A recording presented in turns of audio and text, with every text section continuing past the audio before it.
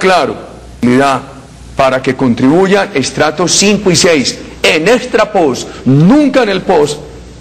Usted ha dicho, presidente, que si eso no queda claro, usted se le pedirá al Congreso que derogue eso de las cesantías. Eso es improvisación. Improvisación no, lo que pasa es que esta es una democracia y este es un gobierno que ha vivido hablando permanentemente con los ciudadanos. Yo he respetado el criterio del Ministerio de Hacienda en esto, que el Ministerio de Hacienda también me ha dicho, mire, el esfuerzo de Colombia es muy grande.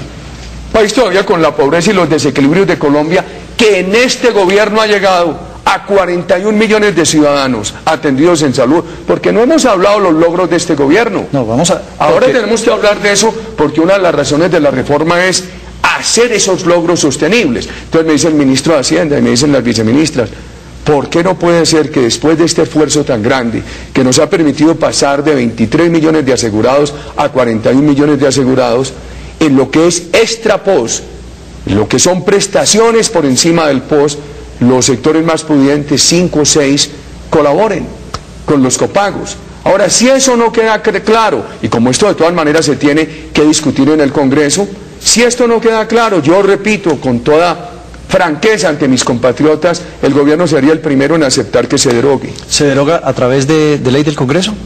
Usted sabe que el Congreso tiene la facultad de revisar y modificar los decretos de emergencia. Los decretos de ley. Y durante el año siguiente tiene la facultad de modificar aquellos decretos de emergencia que tengan que ver con tributos. Usted sabe que aquí incrementamos unos tributos. Pero hay una cosa que es bueno aclararle a la gente, es que los decretos reglamentarios no pueden modificar el decreto ley. Pero los decretos reglamentarios lo aclaran y los decretos reglamentarios cumplen la finalidad de hacer que los decretos leyes sean aplicables. Bueno, presidente, yo vuelvo al caso de este paciente, de este ciudadano que aportó durante muchos años al POS y que después llega un momento en que le reclama al POS un tratamiento determinado, ya en una edad mayor, y la EPS le dice, usted no tiene derecho a esto porque la ley no lo permite, saque de sus cesantías. Entonces, todo lo que aportó al régimen no le sirve y tienes que acudir a sus cesantías. No, porque ese sería el escenario. No, hay una equivocación en su pregunta. ¿Cuál, presidente? Eso está en el POS y se lo tienen que atender. Extra POS. Sí. Extra POS. En el extra POS, primero lo del extra POS lo paga es el Estado. Y entonces es el Estado el que va a definir cómo son los copagos, de acuerdo con las enfermedades. Y en este caso las cesantías solamente en estratos 5 y 6. Eso no puede tener interferencias de EPS. Bueno, presidente, vamos a hacer una pequeña pausa y volvemos porque nos quedan todavía unas No preguntas hemos de hablado nada de los beneficios de la reforma. Estamos hablando de las críticas que los especialistas hacen a eso. Sí, pero es que es una reforma muy sólida, que tiene muchísimos beneficios para los colombianos. Ojalá podamos hablar de esos beneficios. Ya vamos a hablar de eso también. Ya volvemos con ustedes. Claro que sí, pero...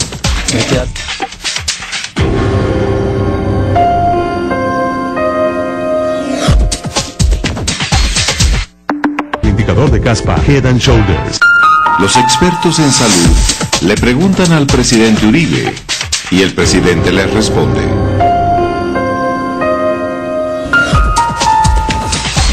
Y seguimos en este especial del Radar en el que el presidente Álvaro Uribe le responde a especialistas sobre temas de controversia, sobre inquietudes relacionadas con las medidas de la emergencia social que dieron origen a las reformas en el sistema de salud. Presidente, ¿hay alguna preocupación en torno a que aquí el mayor sacrificio, digamos que se le da duro a los médicos y a los pacientes, y la gente se pregunta, ¿y la EPS qué? Entonces tengo una pregunta nuevamente de nuestro amigo Oscar Rodríguez de la Universidad Nacional sobre ese particular. Señor presidente, tenemos alguna duda a propósito de cómo aborda los decretos de emergencia social los problemas de regulación del sistema.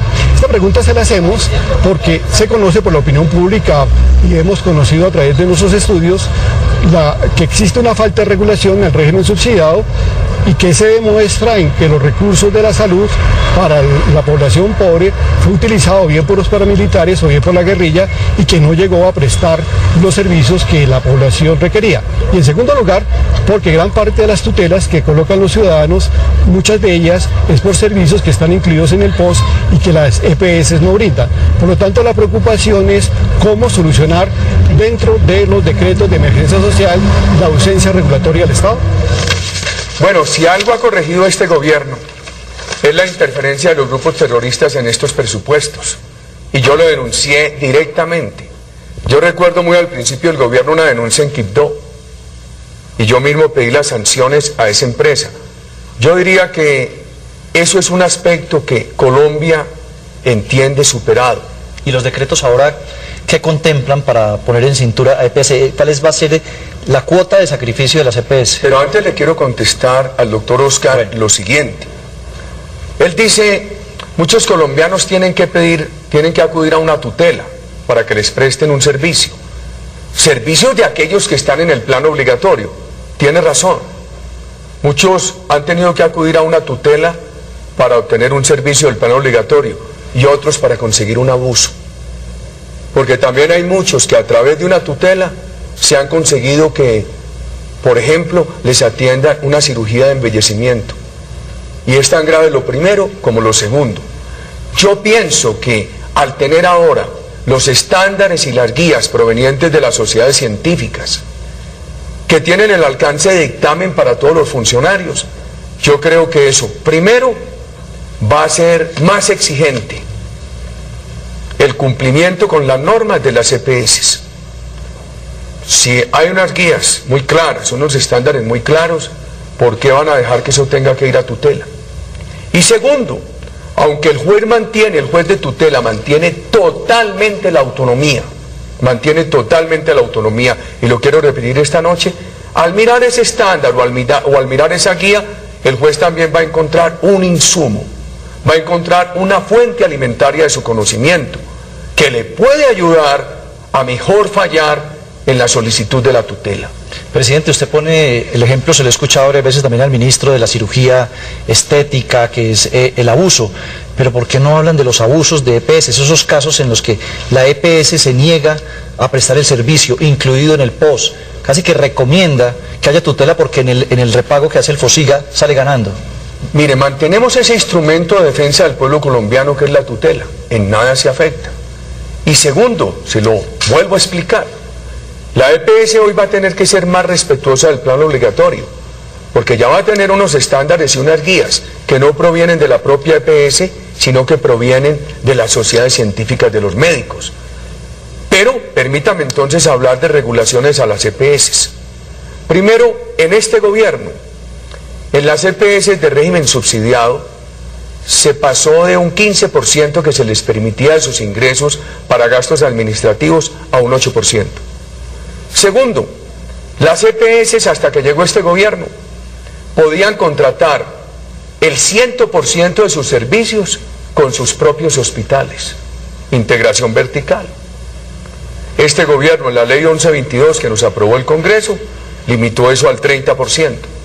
La Corte Constitucional en sentencia dio un año de transición. Ese año ya pasó. Ahora es la superintendencia la que nos tiene que decir, ¿hay violación al límite del 30% o no hay? Si no hay, que se lo diga con claridad al país para despejar las dudas.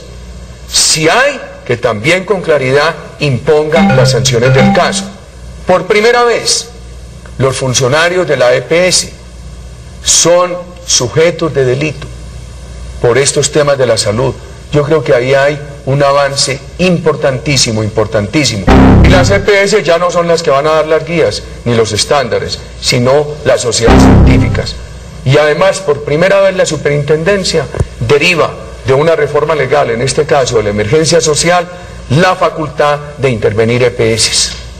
Bueno, presidente, a propósito de estos beneficios que obtienen las EPS, hay una... ¿Beneficio? Se está hablando de la regulación y de las sanciones y de todo eso, pero de los beneficios que se le atribuyen a las EPS dentro de todo este mercado del sistema de la salud, hay una inquietud de Juan Carlos Giraldo, director de la Asociación de Clínicas y Hospitales.